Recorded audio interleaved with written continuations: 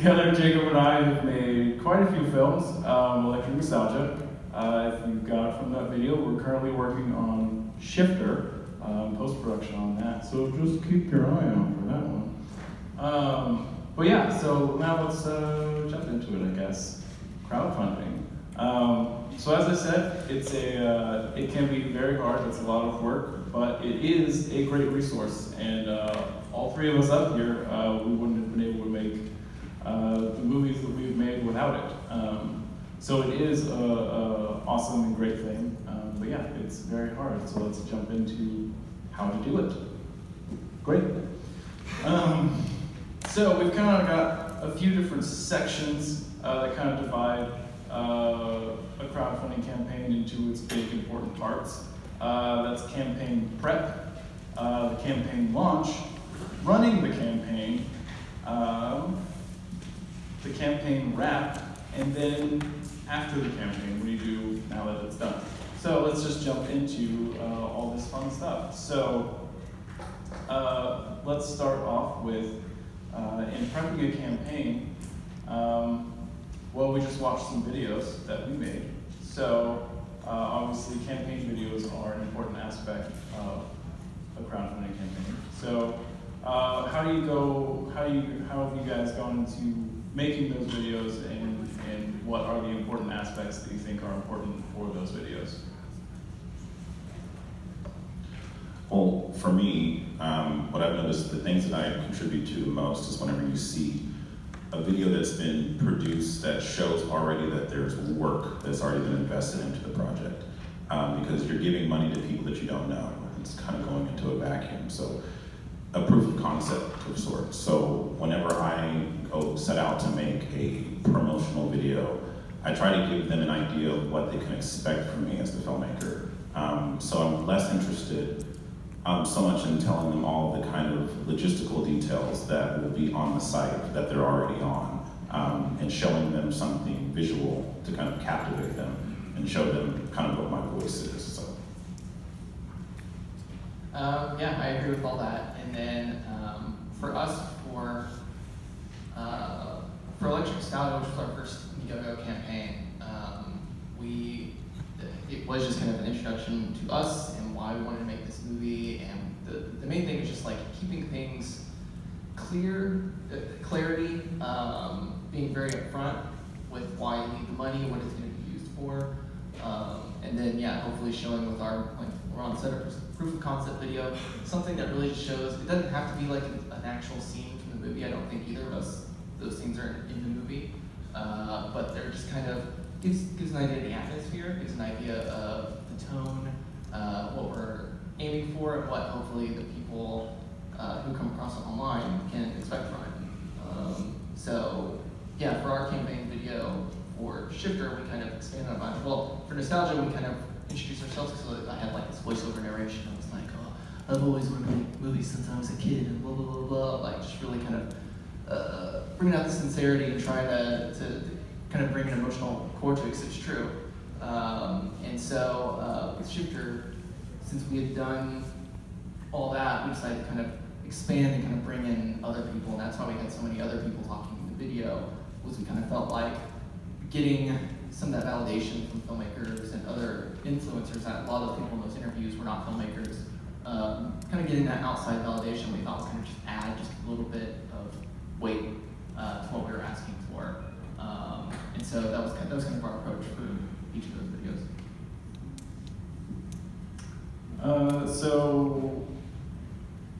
For both of our campaigns, most recently, well, all of our campaigns that any of us have ever done, they've all been on Indiegogo. So why don't we jump into why, because there's so many crowdfunding platforms to use. There's Indiegogo, Kickstarter, SeedSpark, other things. But yeah, so why did all of us choose Indiegogo? And what are some of the differences between all these things? Well, I think all those platforms are good, and people have filmmakers that have seen success with their films with all of them. I just personally prefer Indiegogo because there's somewhat of a liability option that is kind of a setting where you are able to, it's called flexible funding, I believe, where it allows you to keep all of the earnings that you make, and not all of them, but the vast majority of them, whether you make or don't make your goal. Because you set a goal, you set it first, and then however close you get to it, you don't want to have to go then reintroduce yourself to all those people and re-engage with those people to then try and get again. So I thought that with that option, knowing that I at least could secure that lump sum of earnings that I made in that very abbreviated amount of time was a little bit more alluring to me. Yeah, I think one of the really important things going into any sort of crowdfunding campaign is there are so many roadblocks for people to not give you money. And so part of your job is to remove as many of those roadblocks as possible. And so one of the things we did was we looked at all these other crowdfunding sites and used them ourselves to give to other campaigns and stuff like that, just to see what the experience was on that side of it. And what we kind of found was that Indiegogo was just the most clear. You click on the link, there's a very big button that says back it. It very clearly says how much money we need, how much is made, it's got the video right there. And so going to some of the other sites, a lot of people like Seed and Spark, and I've had friends who've used it and have had very successful campaigns. For me, when I went to it, it feels like there's a million buttons to click, and there's a million, I just kind of felt like it could maybe dissuade somebody from doing it. If there's any inconvenience, they're going to click away and be like, oh, I'll just come back and do it later. So you're trying to stop that from happening. So yeah, we felt that Indiegogo was the simplest, cleanest option for our campaigns. Like Ron said, you can do flexible funding. You can do fixed funding, which the difference is with fixed funding, you set your goal. If you don't reach that goal, so let's say you set it for 10,000 or something like that. If you don't reach 10,000, you don't get anything. And then flexible means whatever you raise, you get to keep. So you kind of depend. The fixed funding actually is kind of a good motivator. And if you're trying to make something that literally, if you absolutely need $10,000 to make this or it can't happen, then you should probably get the fixed funding rather than waste everybody's time. If you don't make that money, then you're gonna have to do another campaign or something like that. But I think Kickstarter does have an option where you can do flexible funding on it. It's kind of known as being more of fixed funding, but I think you can do either one. So you just have to decide what works best for you. We went with flexible, and it worked out. Awesome. So, continuing the preparation talks,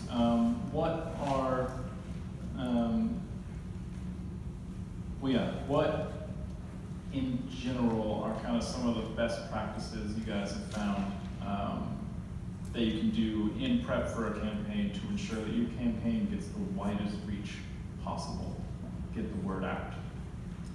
Yeah, so for Shifter, what we did was we actually decided we were going to make the movie probably in fall of 2017 or something like that, and then didn't really tell anybody about it. We spent the rest of that year just trying to decide, okay, we want to make it, now what do we do? So we kind of looked at the year of 2018 and we're like, okay, what's the year look like? You want to make sure you don't set up your campaign at a time that people aren't going to give money. So, obviously around the holiday time, Thanksgiving and Christmas, people are spending their money on other things. They're not going to want to give you your campaign, so don't do it around then.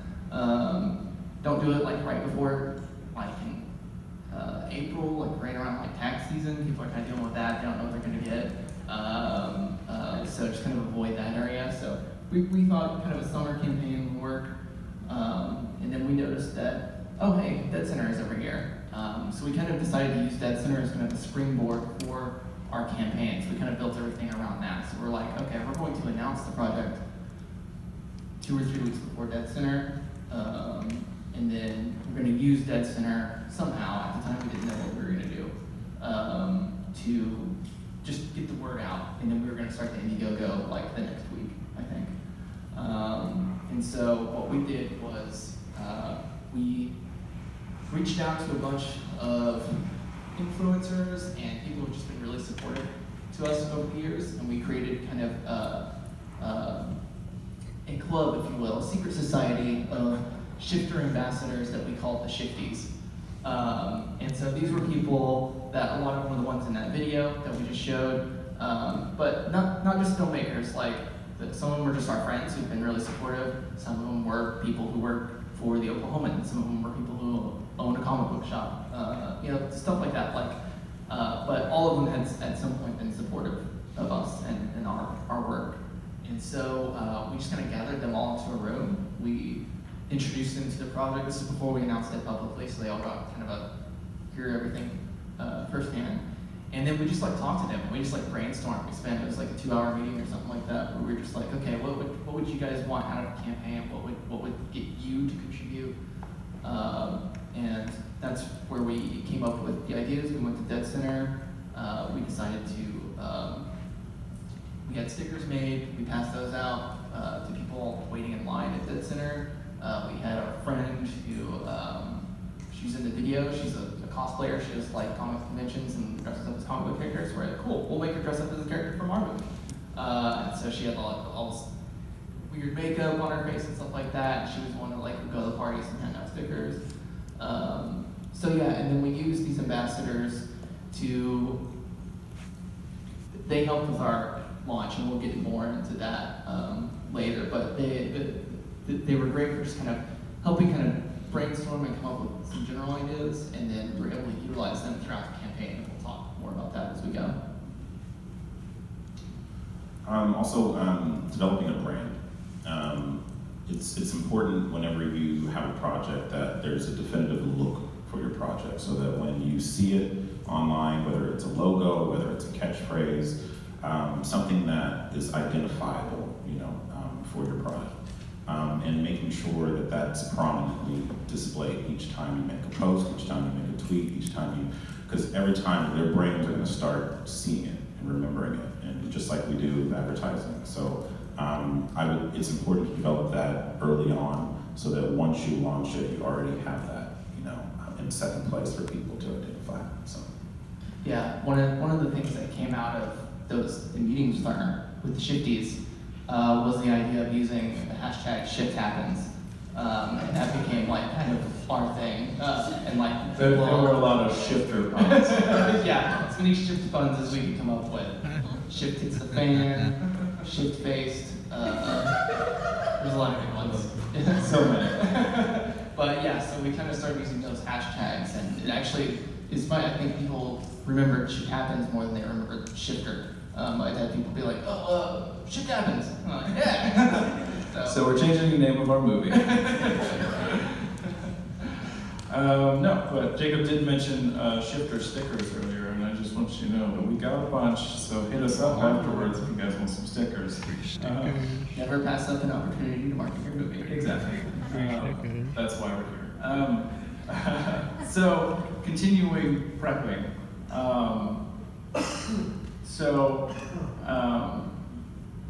Obviously the idea is you're trying to raise money for a movie. So, how do you decide how much money to ask for? Well, there's a very practical way to do that. If you have a producer, I do, then they traditionally will break down your script and come up with a general outline for how much it's going to cost for all the different departments. And obviously, within reason, you have to keep in mind that we're not making Marvel films here, so it's you have to set a goal that's actually achievable, because also on these campaign sites you have a very, again, abbreviated time to make that goal. So if you only have up to, I believe it's 60 or 90 days, something to that, 60 days, so 2 months, to reach your goal. If you have, a $200,000 film, unless you know that you have backers, investors that are going to come out and do that, set a goal that is achievable too, because also, even if you have to do a series of campaigns, you want to keep making your goals, because it looks like if your goals are smaller and you make them, then each time you're going to get closer to that finish line, and being transparent about what it is your final goal is.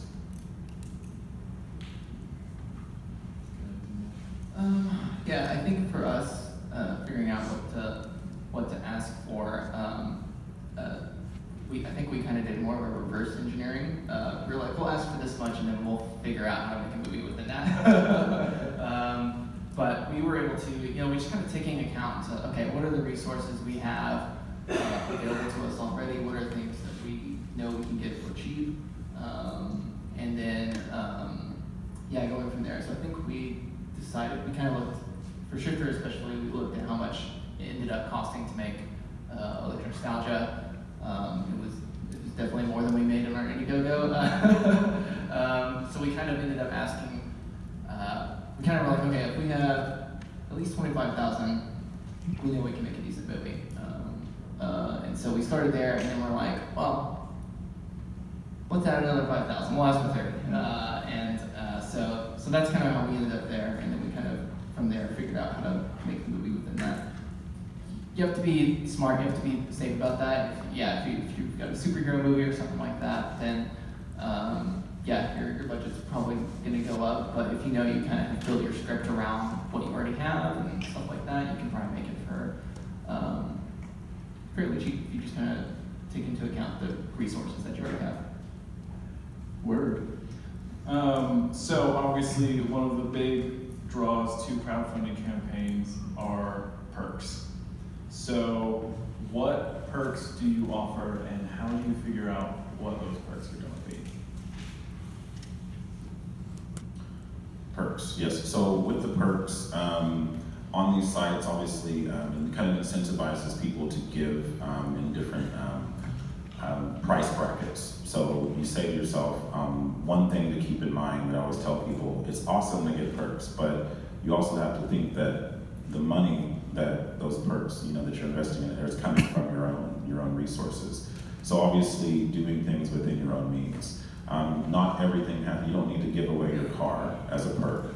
If someone gives $10,000, unless you have another car. Learn that from experience. Yes, but things that are realistic, they don't necessarily have to be things that cost money.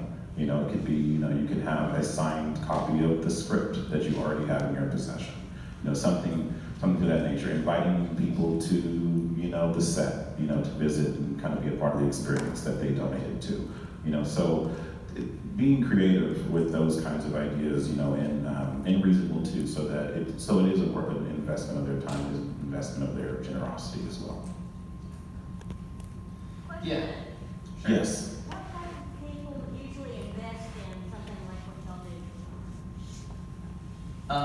do? Anybody. Why do you know it's like businesses, individuals, or what? For crowdfunding, usually individuals. You might be able to get something from a business, but your main focus is individuals. You start with your family and friends, and hopefully you grow beyond that. Okay, kind of like networking? Yeah, essentially. Okay. Yeah, for sure. Oh yeah, perks. Basically also taking into account whatever, if you have shirts and stuff like that, which is usually very popular, but you also have to consider not only do I have to get the shirts made, I have to send them, I have to mail them to everybody. So there's a lot of hidden cost with physical perks.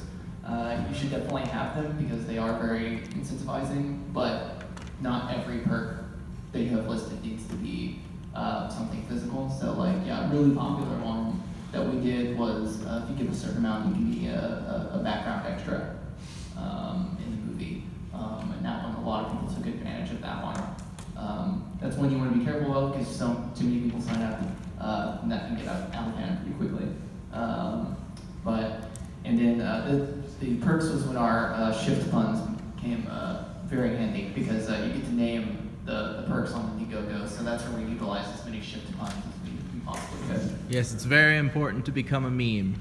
Yes.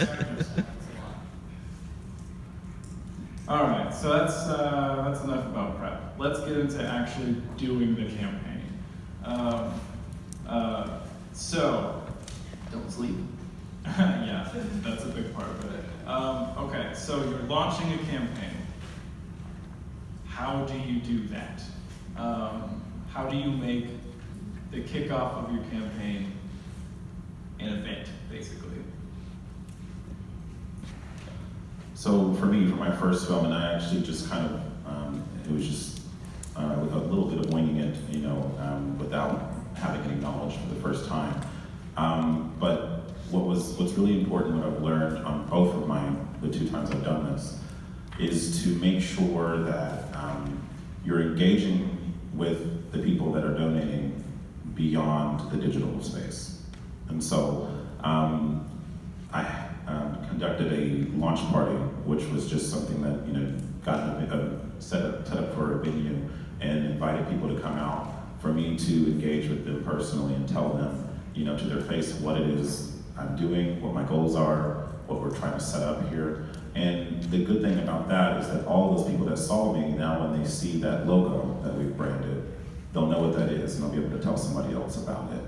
And so that it's not just this icon online that's, this guy won't shut up about his movie, so you have some people that, no, I heard about that, and this is what it's about, and this is what it is, and that sort of thing. So it's a good way to, again, expand your reach and expand the demographic of people that are talking about your project.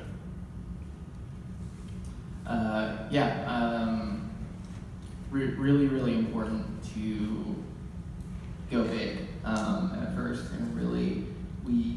we had a launch party. I think it was like the night before Indiegogo launched, and so we had it set up. We just got the square readers that you can get at Best Buy, so people can contribute with their credit card physically there. They could sign up for perks and all that stuff, and then that was where we showed the video for the first time publicly, and then it's kind of cool because it's like this is everybody's first chance to really get a glimpse of what the movie is going to be and what it's going to be about. And so it's really kind of, we want to take advantage of that kind of early energy to really kind of get things going at launch. And then the hard part is keeping up that momentum, and we'll talk about that more. But you want to start really big because that's what's going to get people excited.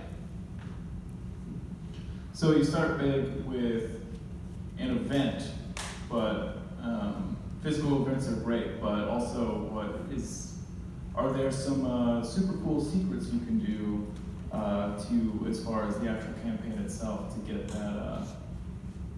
that money going into the campaign? No. So this was something that really came in handy with our Shifty group. We talked about them. We had done all our research on crowdfunding campaigns. I can't remember the exact numbers right now, but it's on average, the most successful campaigns usually reach 50% of their goal, in the first week or something like that. And so we talked with them about that a lot, and just kind of the importance of giving early and getting that number really high, really early. So luckily, between the event that we had, I think we had around 80 something people there, which is pretty cool. Amazing, actually. It was all right. It is. So we raised a lot there, and then our Shifties gave, as soon as we started launching, gave a lot. So on the first day, we were up to around, I think we got close to 6,000 on the first day, just between the event and then just all of our Shifty group giving early. You do want to parse that out because then it can it can drop off very quickly. Encouraging your people who are closest to you that are planning to give, encouraging them to give early, because again, people are more likely to give to something if they think it's going to be successful. And so if they can see that number rise very quickly, they're going to be like, oh, this is the thing that I need to be a part of. So that's just really important. Okay, so you've launched the campaign. Very exciting. So now you're in the nitty-gritty of running this thing for 30, 60 days, however long. So during that time, how do you actually get people to contribute during that time of the actual campaign? For me, I set like individual, like weekly goals. So each week, you'll set up something, whether it's another event that they can come out, something cool that you've set up. For my first campaign for you people, and I did everything from a garage sale, a big sale, a dinner sale, and I kind of built those events into the same time frame that I was campaigning for the film. So when people physically came out, all the money that I earned at those physical events, I dumped into the campaign and let that needle keep, growing as the weeks pressed on. But also just each week, for example, for my most recent one, for Freaky, I set since it's a body swap movie and and all the things happen on Friday the 13th, every Friday of the campaign I would do a giveaway. It could be something, again, obviously within your own means, but something incentivizing, something cool that people can look forward to every Friday. Like if I give on this particular day, there's something else that, to incentivize me to be a part of it. So that's one thing. Just keeping engaged with them throughout that entire process, because you only have a short amount of time. So it's okay to bug them for that short amount of time. I think one of the hardest things for people to hear when it comes to crowdfunding, is, like Zachary mentioned, it's kind of this urban legend that people are like, I just feel like searching Indiegogo and just giving money to whatever cool movie I come across. It just doesn't happen. It doesn't. I checked. It doesn't. And so the really hard part, and what's going to surprise you, is how many of your family and friends don't contribute right away. They probably will eventually, but like Zachary said earlier, you kind of have to go out there and get it. They're not going to be self-motivated to do it. So if your family and friends aren't, imagine a complete stranger. That's the really hard part. So what we found to be the most effective, and it can be scary sometimes, but you just have to be really direct and upfront with people. Make sure you say, would you please consider giving to this movie? Don't say, hey, go check it out. Don't say, hey, can you share it? Because that gives them an out. And they will take it. They will take the out to not give you money. Because they'll think, oh, if I just share it on my Facebook page, then I've done my part, which is great. You do want that. But you just need to kind of put them on the spot and say, would you please consider a contribution? Would you please consider giving to this?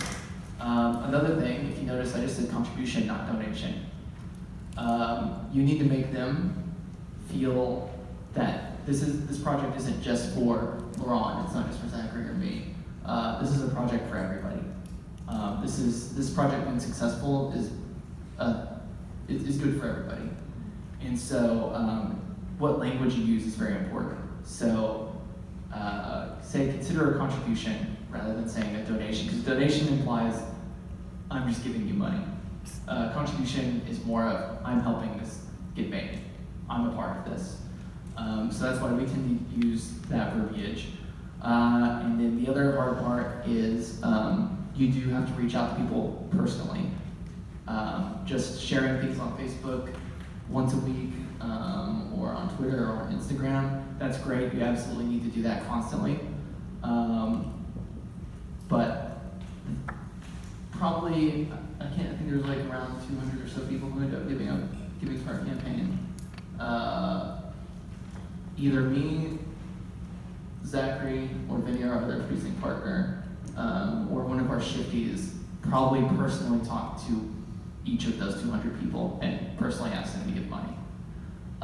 So what we did was we just went through our Facebook list, friends list, made charts of people who we thought would give, and even people who we thought probably wouldn't give.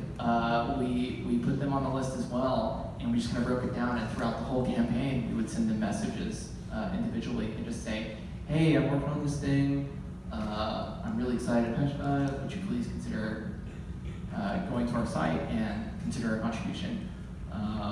And you'll be surprised. Most people are going to ignore you. because they've seen the post and they're tired of it. But especially on Electric Nostalgia, there was this one person who I'd known in college, hadn't talked to her since then, sent her a message, and she ended up giving $500. That's a lot for a friend you haven't talked to in a few years. Yeah, exactly. And so they just need that extra motivation. A lot of them will want to, but again, like if there's any roadblock, and that roadblock might just be Netflix is right here, I can just watch that instead. Yeah, they just need that extra little push to get them there. So that's the thing that a lot of people, a lot of unsuccessful campaigns, and a lot of people, they don't do well, like they just think they can just put it into the ether and people are just gonna come to them. You've got to go to like every single one. And that's why it's so important to have other people working on this Indiegogo with you, whether it's your cast and crew, other producers, your shifties, because they all need to be reaching out to people individually, personally, and yeah, that's one of the main driving forces, and it's one of the things that people are most scared and hesitant to do when they do one of these campaigns. So yeah, like we said, it's hard, but it's great. And again, it's not so much that it's impossible. It's just that it's a lot of work, and you have to put the work into it in order to get anything out of it. Which I think those are directly related to each other. But keep it going. So your campaign is launched. You're sending messages out to people, doing all that stuff. But it's getting to be like your 30-day campaign is getting to be like right in the middle, day 15, 16, right in that area. And so your momentum of the kickoff is waning, and now it's just kind of the drag of the campaign. So how do you keep interest going in the campaign during this kind of dead zone of the campaign? Well, for me, the momentum is obviously at its fever pitch there at the last minute. So being very conscientious of dates, telling people, hey, we got 2 weeks left, guys, like just kind of constantly reminding them that there's a deadline on this, on your ability to contribute to the project. And that you can't do it without them, because you can't.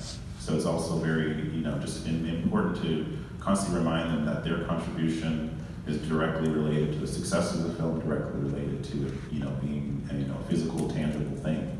And so reminding them of that, and reminding them that their contribution is valuable and appreciated, that that kind of also helps incentivize them as well to be a part of it. Yeah, so for Shifter, what we kind of found was really effective was we kind of constant updates, but we tried to at least do something unique every time we did it. So the easiest, dumbest thing we could think of, what was also the most effective, was we would just take pictures of our faces with like, oh, I'm so shocked that we're near 10,000 or something like that. We just so all our social medias were just flooded with photos, usually me or Zachary making some sort of dumb face, being shocked. Yeah, exactly. And so, but what was cool about that was it's super easy. I could do that anywhere. I could just use like the photo editor on my phone to put like info like, oh, we're just so far from this goal or something like that. That's the other thing. We're all kind of mentioning that. Don't constantly remind them of the huge goal. So ours was 30,000. So don't constantly say, oh, we're 22,000 away from 30,000. That sounds really far. Sounds really far. Break it down to like, okay, we're 800 away from 5,000. We're 200 away from 8,000. Stuff like that. Break it down into like mini goals, because then again, people, if someone is like, oh, I can't give them enough, I can't give them 30,000, but if I gave $75, they'll reach 5,000. That's really exciting. I'm going to do that. I know there's been campaigns that I've contributed to that I was planning to give like 25 or something like that, and then I realized, oh, if I get 50, they're gonna get over this goal. So I'll just do that. I'll be the guy that does that. That's cool. So yeah, kind of mini goals throughout. Also keeping positive. Even when there's slow days, being excited that you got anything at all, and always kind of presenting success. That's the other thing, like, even if here's a day you only get like $25, you need to act like that's the best thing in the world. Because, again, people want to see success. The other thing we did was we did multiple events. So we did our campaign launch, but we also did an event in the middle of it. What did we do there? Oh yeah, we did, Sorry, we did so much. there's a lot to it. We could talk all day about this. So another thing that came out of our Shifty meetings was creating these kind of short films that took place in the universe of Shifter, the Shifterverse, if you will. And what we did was we got other filmmakers that we knew. I think you made one. And then got Ron. Who else was on there? I can't remember who else was. Maggie Burgers. Maggie Burgers, she's from Austin. Austin. Mickey Reese. And you. Oh yeah. Who's that guy? So they were just these like short, like 1 minute films that these other filmmakers produced. I gave them a script, and I was like, you can change it. I don't care. Just make something cool out of it that we can use to promote the movie. And they did, and so we ended up with 4 of those. So our second campaign party, we screened all of those. So we had a lot of people there. Again, what's cool about that is that it expands your reach. Now those filmmakers have made something that they can share. And those little short films are filled with a bunch of actors or crew people who can also share it. So it's kind of, you're trying to find ways to expand your circle. So you've got whatever circle of friends you have, you want to reach way beyond that to meet your goals. And so again, getting other people involved, making them a part of the experience is a really great way to expand that circle. And then we use those videos, we just posted them individually online, so it created more content for our campaign. We post one a week throughout the end of the campaign. So, jumping off of that, obviously a big thing that runs a crowdfunding campaign is social media, and posting on social media all the time. So how much of our social media strategies was planned, and how much was winging it?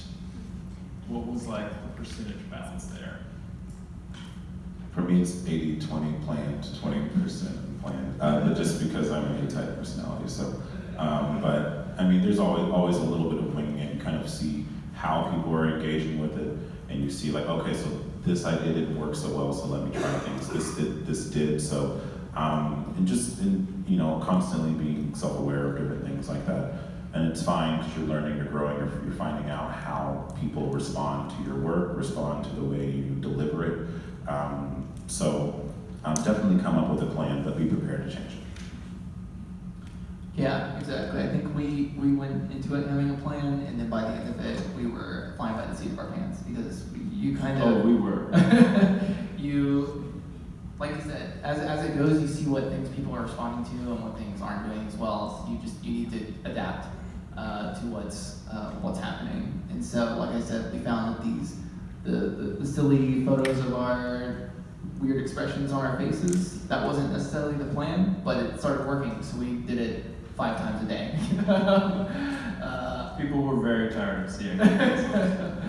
And then, what else did we do? Oh yeah, we did the, I'm a very terrible ukulele player, but those videos I would sing, I would take popular songs. I think I did Hey Jude, but then I changed the lyrics to be about Shifter.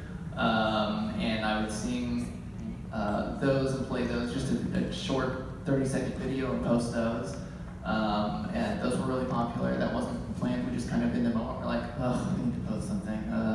There's a ukulele over there. All right. So just kind of, you kind of have to constantly be looking for ways to be interesting and fun. There's kind of a lot of tones you need to balance. You need to look professional.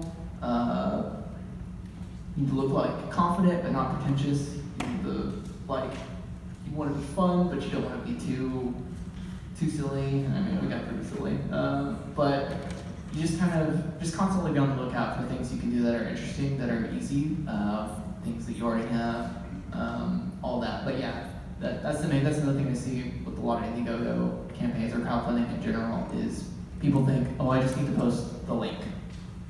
And they won't say anything, they just straight up post the link.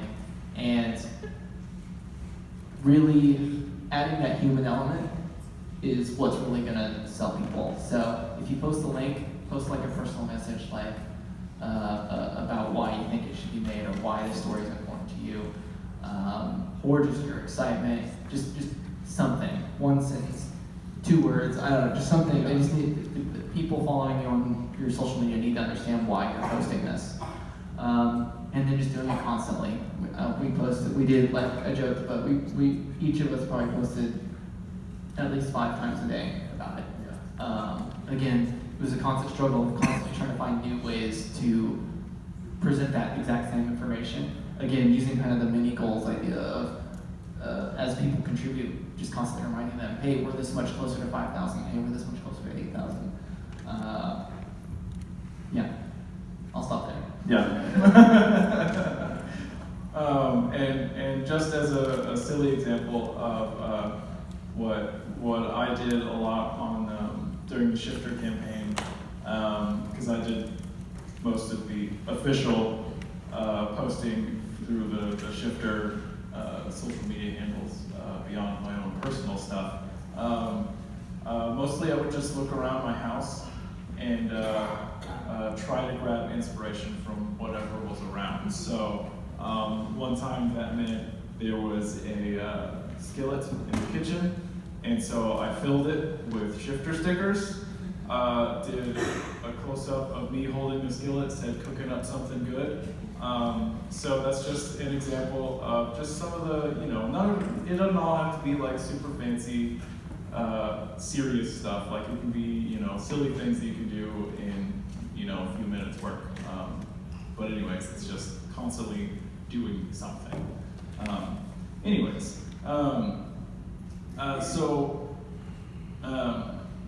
One last question on this bit, and we'll move on to other bits. So is there, in the while running campaign,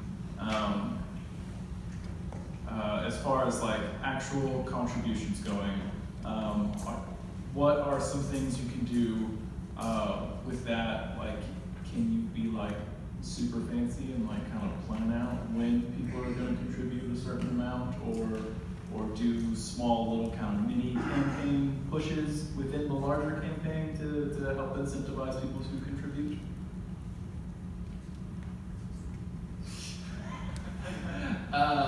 Yes. So something that I wish I had known going into the Shifter campaign, and if I do another crowdfunding campaign, I will definitely utilize this. So finding people who can match funds. That is a huge incentivizer for your friends and family to give. So about halfway through the Shifter campaign, someone came to us and was like, hey, I will give you this amount of money, or how do I phrase this? I will match up to this amount of money of whatever people contribute. I think it was $500. So we're like, oh, sweet.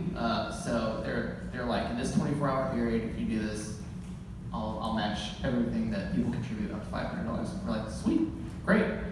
So we went to our shifties and we're like, okay, everybody, on this day, this is gonna happen. So if you guys could help us spread the word about this, if you are planning to contribute and haven't yet, or would like to contribute again, this is a great day to do that. So then we just kind of made it a whole thing, so we call it like Shifter Double Days or something like that. And so it was crazy. So it was kind of a lull in the campaign But as soon as people realized that whatever they gave was going to be doubled, so many people suddenly contributed that we blew past that 500 so quickly, and we made a lot more than that. And so, again, people are really excited. So there's people who might only give like $15, and they're kind of embarrassed that they can't give more. So that's that's one of the roadblocks. If they find out that $15 is going to be $30, then that makes them feel a lot better about it. And suddenly, so we got a lot of donations of that size. And again, with donations of that size, we blew past that 500. So we ended up making over 1,000 that day, because then all of that was matched. So that's really important. And then also just generally keeping track of people who can maybe give more or give at all. Kind of spreading them out. So like we said, we want you to have a big open on the launch, getting that number high, but you kind of want to hold back on some of those because in the middle of the campaign, again, if it gets too dead, people will be like, oh, there's no way this is going to happen. Why do I need to give to this? So I know there were times throughout the campaign where there might be a few days where we really weren't getting a ton of contributions. So I'd go back to the Shifties or other people who were very supportive and just say, hey, we're just trying to like get the numbers moving again. Would you consider contributing again? Or if you're planning to contribute, would you do it now? Just because we want to see these numbers move. And then some people you might be like, hey, can you actually wait a little bit before you contribute, and I'll let you know when it's most useful. So you got to be kind of strategic about that as well, because again, you want that big number at the beginning, but you need to make sure that number is continually rising throughout. Again, just to give the appearance of success and that this thing is you're actually going to do it. Awesome. Now we are approaching the end of the campaign. Getting to that amazing and maybe a little dreaded last day. What can you do towards the end of the campaign how can you utilize the end of the campaign to help energize people to contribute and meet that goal? Can you utilize that hard deadline of the end in order to help push people to get you to your goal?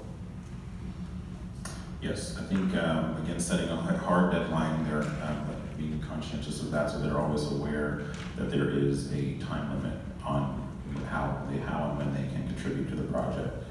And also continually showing support to the people who have donated, not just at the end, but throughout the whole process. If there's periods throughout the campaign where you see, you had 12 donations that day, it's okay to make a social media shout out to those 12 people, because then it constantly looks like, that you're a person worth investing in, and that you're somebody that values the dollars that have been given to you, and it incentivizes people to give to you for sometimes for reasons beyond your project. Sometimes you're selling yourself as well, to a certain extent. Yeah, I think I think humans, or at least me, we all procrastinate, and so when it comes to crowdfunding campaigns, it's exactly the same. A lot of your family and friends will probably plan to give at some point. So as you get down to those last 10 days, 5 days, 2 days, 1 day, your social media needs to be basically all about that. The fact that this thing is ending and their opportunity to give is coming to an end. And so you really, really need to push that. So a lot of our, Zachary was our main graphic designer on a lot of things, so he came up with these fancy things that would be like, just like it'd be a picture of a shifter sticker or something like that, and then it says 5 days to contribute, 2 days to contribute, whatever. And just post those, and everything you post on your own, just make sure you remind people that this thing's coming to an end, and if you want to give, it's almost over. So that really incentivizes. There's always a huge push on the last day. It's insane. We raised, it was around 4,000, within a couple of hours near the end of the campaign. They start sprinkling in throughout the day, and then all of a sudden everybody who's been waiting for all does it at the same time, and so there's usually a huge spike there at the end.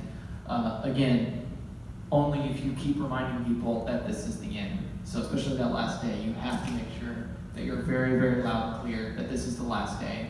Pull out all the stops on Indiegogo, and I'm sure the other crowdfunding campaigns, you can send kind of a mass email to everybody that's contributed.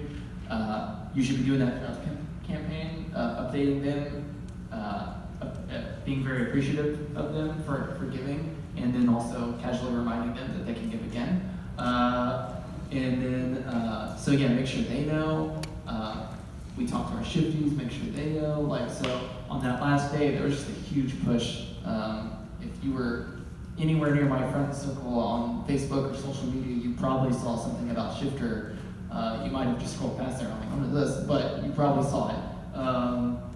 Because pretty much, like, a large number of people who contributed, people who were part of the campaign, people who were going to be in the movie or were part of the movie, were sharing it. So, yeah, that's just the fact that there's a hard deadline is really going to be a huge motivator for people. So it's up to you to make sure they understand that that's the hard deadline. Absolutely.